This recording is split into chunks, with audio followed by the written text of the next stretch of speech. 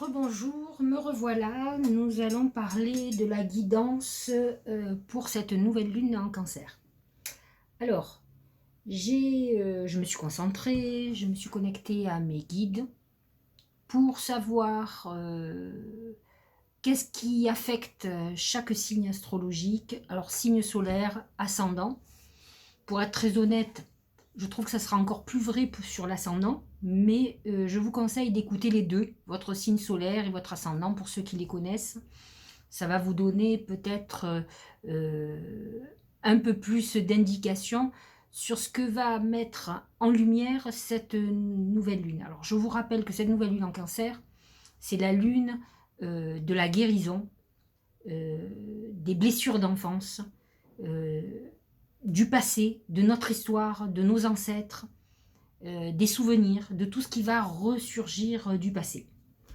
Donc, alors c'est des époques où effectivement vous pouvez avoir pas mal de gens du passé qui reviennent dans votre vie, et ça peut être une manière aussi de régler certaines choses. Et il n'y a pas de hasard pour que ces gens reviennent dans votre vie.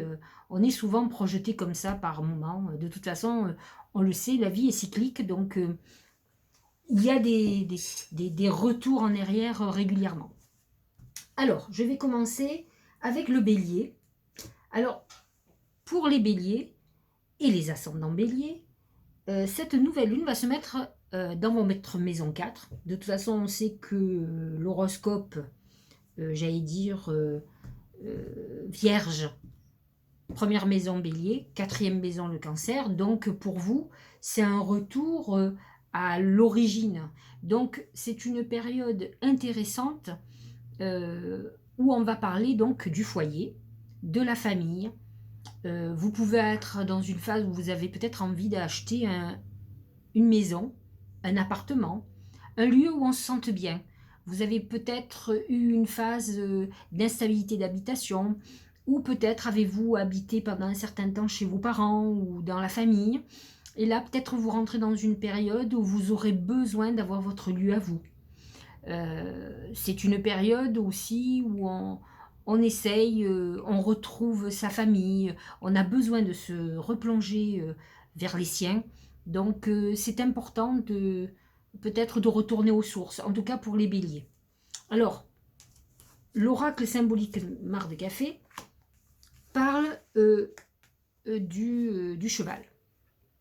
Alors, qu'est-ce que ça veut dire alors, le cheval correspond complètement. Alors, il correspond au Sagittaire, mais il peut complètement correspondre au Bélier, en tout cas tel qu'on le voit dans l'astrologie occidentale, et non dans le mar de café. C'est très différent. Et là, ça peut être une phase. Alors, le cheval, il se rebelle. Il se rebelle parce que c'est un animal qui a besoin de toute l'attention. Et quand on est cheval, c'est que on a l'impression qu'on abuse de nous, ou en tout cas qu'on ne s'occupe pas de nous. Il ne se rebelle que parce qu'il manque d'affection, il manque d'amour, il manque de cette attention qui pour lui représente l'amour de ses proches. Donc vous pouvez être dans cette phase familialement de rébellion, dans le couple aussi, c'est tout à fait possible, où vous ayez ce manque affectif très important, où vous avez l'impression d'être peut-être un peu esclave de tout le monde et qu'on ne s'occupe pas assez de vous, ou en tout cas on n'entend pas vos signaux d'alarme. Voilà. Voilà pour cette nouvelle lune. C'est une nouvelle lune, il faut régler ce problème. Je ne suis pas trop pour les rébellions qui font trop de dégâts et trop d'excès. Essayez de dialoguer. De toute façon, comme je vous l'ai expliqué dans ma précédente vidéo, nous sommes dans une nouvelle lune karmique, donc il y a peut-être quelque chose à régler familialement, des discussions à avoir qui viennent de loin et qui font que peut-être effectivement ce que vous pensez est peut-être une réalité, mais ça peut être aussi quelque chose excessif avec des yeux d'enfant qui n'est pas réellement la réalité. Et là, il faut entamer un dialogue avec vos parents pour être sûr. Voilà pour le bélier. Le taureau, Lui, la nouvelle lune va se positionner dans sa maison 3, qui est la maison des frères et des sœurs, de la communication, puisque c'est la maison des Gémeaux, de tout ce qui est petit voyage, tout ce qui est éducation, enseignement. Alors, le Gémeaux, le Taureau, pardon, va avoir comme oracle le dragon. Donc, ça peut être une période quand même où avec des frères et des sœurs, on a un rapport difficile, tendu. Il y a peut-être une autorité par rapport à un des frères ou des sœurs qui peut vous poser problème depuis longtemps. Euh, le dragon amène la dureté. Donc c'est vrai que cette nouvelle lune quand même est inspirante. Et c'est vrai que quand on a une maison 3 aspectée, il peut y avoir beaucoup d'écrits, de l'inspiration, de la vision. Faites attention parce que les cancers se mentent à eux-mêmes, peuvent avoir une fausse vision de la réalité. Donc attention, mais de toute façon, avec le dragon en fond, ça amène quand même une période un peu difficile, avec des communications difficiles. Peut-être devriez-vous adoucir votre manière de dire les choses, ami taureau et ascendant taureau. C'est peut-être là une problématique relationnelle très importante. En tout cas, c'est ce qui vous est dit par les oracles. Le Gémeaux, la nouvelle lune se positionne dans sa maison 2, qui est la maison des acquis, de notre richesse. On peut être dans cette période-là, faire un achat immobilier, vouloir accentuer notre propriété. Alors, les Gémeaux, eux, ont le crocodile. Donc attention, parce qu'avec une carte comme le crocodile, il peut y avoir une problématique d'escroquerie, d'un abus de confiance sur un contrat que vous signez, un problème dans le travail, dans votre environnement, parce que la maison 2, c'est quand même l'argent que l'on acquiert par le travail. Donc faites attention à vos possessions, à vos biens. Si vous vendez un bien, par exemple, il y a une trahison qui s'opère ou des choses dites qui ne sont pas obligatoirement la réalité. Donc soyez très vigilants. Pour les cancers. Alors c'est assez extraordinaire parce que justement, le cancer, donc c'est la maison 1, c'est son moi personnel. Donc c'est vrai, comme toutes les nouvelles lunes, vous allez être dans une période un peu recentrée sur vous, en repli, en quête de cette autoprotection, à vouloir vous guérir de vos blessures parce que vous êtes des personnes un peu fragiles émotionnellement, hein, puisque vous réceptionnez beaucoup, vous êtes très réceptif à tout ce qui se passe autour de vous. Mais l'oracle amène une très bonne nouvelle puisque de toute façon cette lune en cancer vous pousse à chercher la paix dont vous avez besoin et à sortir de votre coquille. Et là, les messages sont très bons. La colombe amène un signe de paix pour vous. Donc vous rentrez dans une période, cette nouvelle lune va être déclencheur de quand même de très belles nouvelles. Pour les personnes par exemple célibataires, ça peut être une très belle rencontre amoureuse qui apaise beaucoup de choses.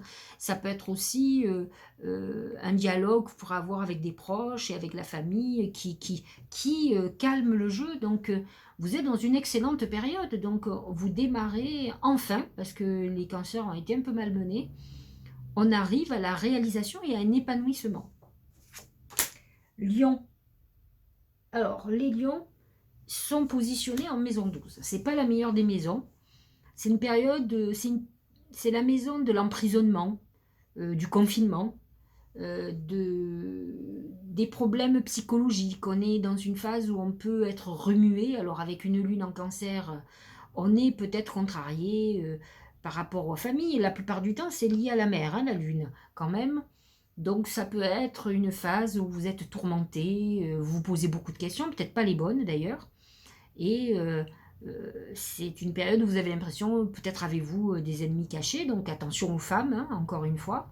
Mais c'est une période aussi un peu spirituelle, donc où on a des questionnements très importants. Il faut savoir quand même que le cancer est un signe très inspiré, très connecté, très religieux, qui aime quand même tout ce qui est un peu métaphysique. Donc vous êtes peut-être dans une période un peu de questionnement. Alors ce qui est intéressant, c'est que malgré le fait que votre nouvelle lune soit positionnée en maison 12, l'oracle vous annonce les fleurs, qui est quand même un épanouissement. Donc peut-être que vous aviez besoin de cet épanouissement peut-être spirituel ou de cette période un peu d'introspection, justement pour avoir des révélations un peu religieuses, mystiques, spirituelles, qui peut-être manquaient.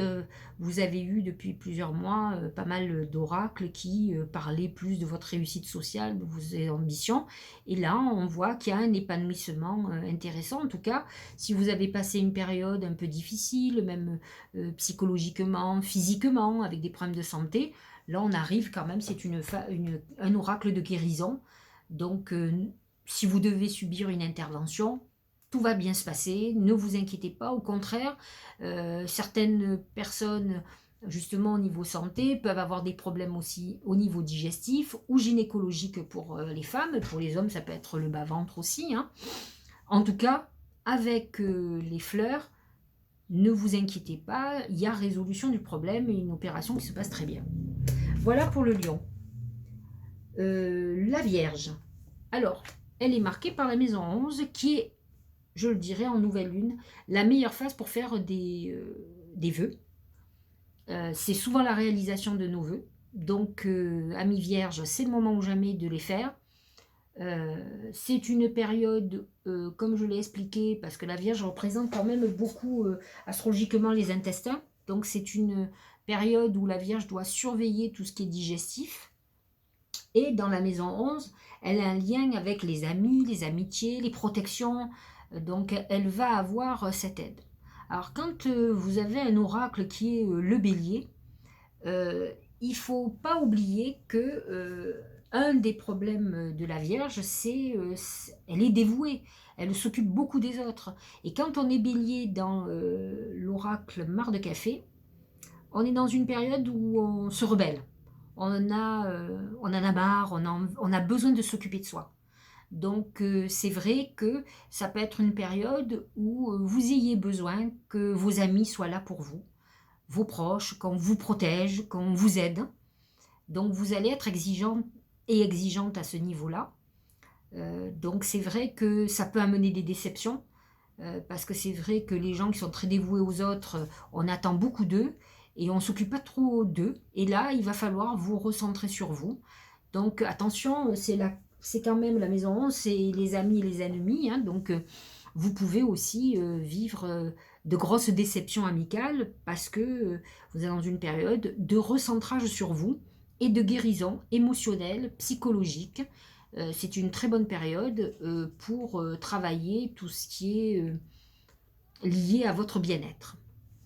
En tout cas, c'est une période où vous avez tout intérêt à faire des vœux justement à la guérison et faire des rituels d'eau, de bain, de purification. Vous pouvez trouver ce genre de rituel sur mon blog à Rituel. La Balance. Alors la Balance, la nouvelle lune est positionnée en maison 10. C'est la maison de la carrière, de la réussite sociale. Alors, j'ai presque envie de vous dire, lorsqu'on sort l'aigle avec une maison 10, c'est une période de promotion, d'évolution, d'épanouissement professionnel. C'est une nouvelle étape dans votre vie et dans votre carrière, donc là, on s'envole, quoi. Alors attention, comme tous les gens qui ont la nouvelle lune en cancer en maison 10, on vous dit attention, c'est bien beau cette évolution, mais ne négligez pas votre famille.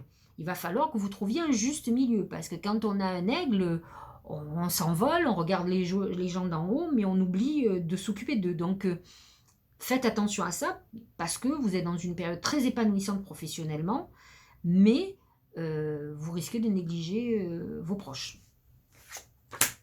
Le Scorpion, maison 9 et la Croix. Alors la maison 9, c'est quand même la maison de la spiritualité, des grandes études, des voyages. Et lorsqu'on a la croix, c'est la foi.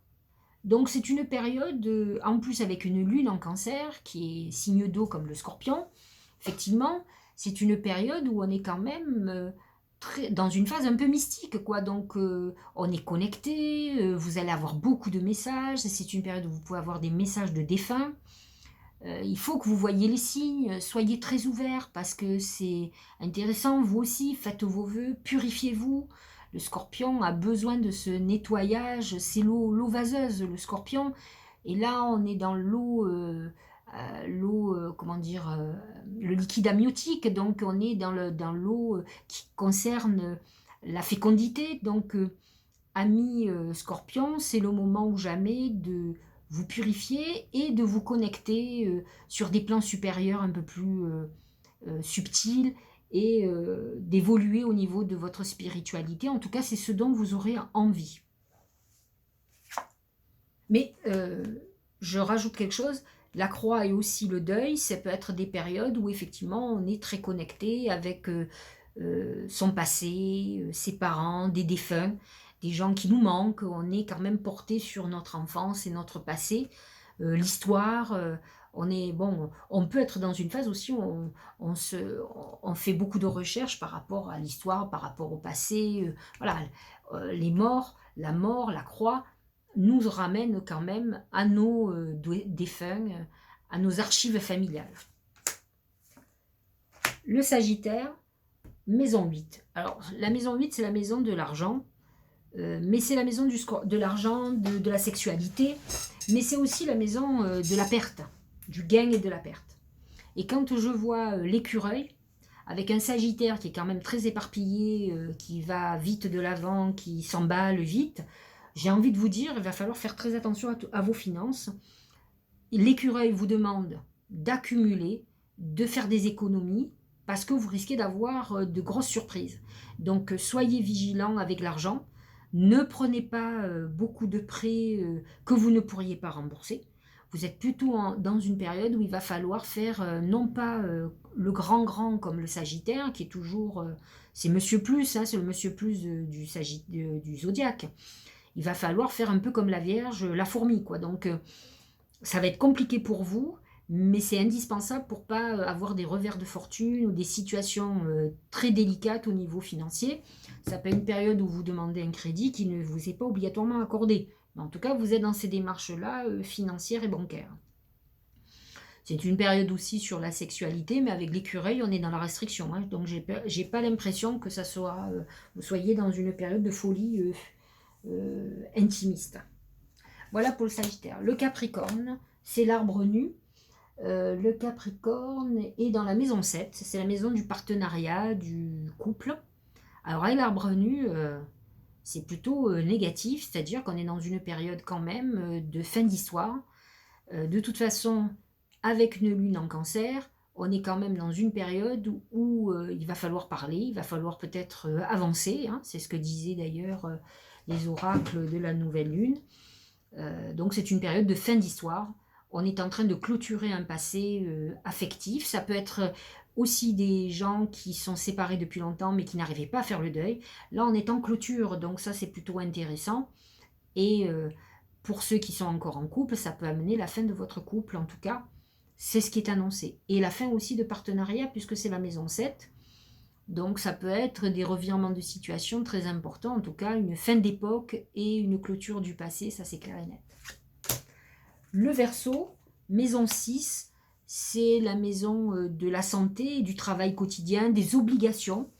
Vous avez le cœur, donc c'est plutôt, alors, dans un sens, on va parler de suite santé, surveillez votre cœur, surveillez tout ce qui est cardiovasculaire.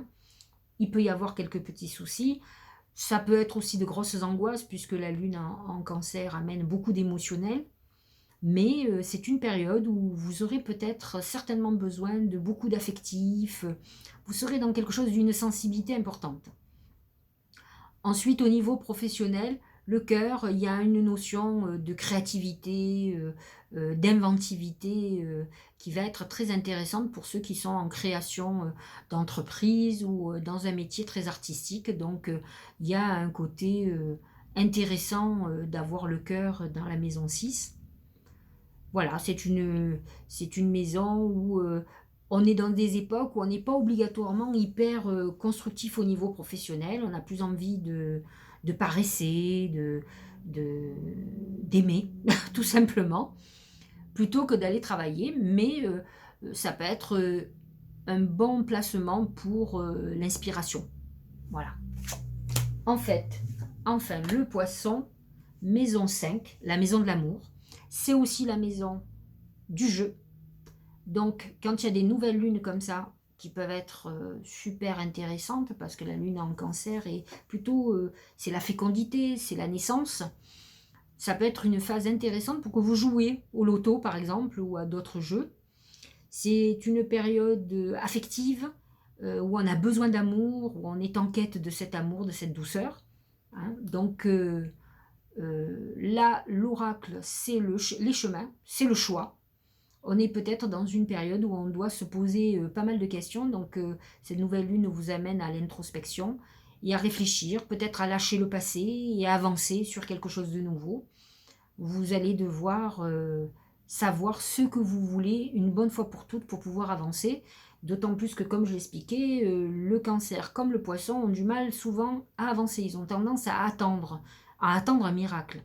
Alors, je ne dis pas que le miracle ne peut pas se produire avec une lune en cancer, et une éclipse en plus, surtout en maison 5. Donc, sachez-le, vous faites partie, poisson et vierge, de ceux qui doivent absolument profiter de cette nouvelle lune pour faire des vœux et demander le plus de choses possible, et surtout prendre soin de vous, vous occuper de votre santé, de votre corps, de faire attention à ce que vous mangez.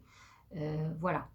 Donc, voilà pour la guidance de nouvelle lune en cancer, pour chaque signe et ascendant. N'oubliez pas de vous abonner à ma chaîne et de mettre un petit like si vous avez aimé. Je vous dis à bientôt. Passez une bonne journée, une bonne nouvelle lune.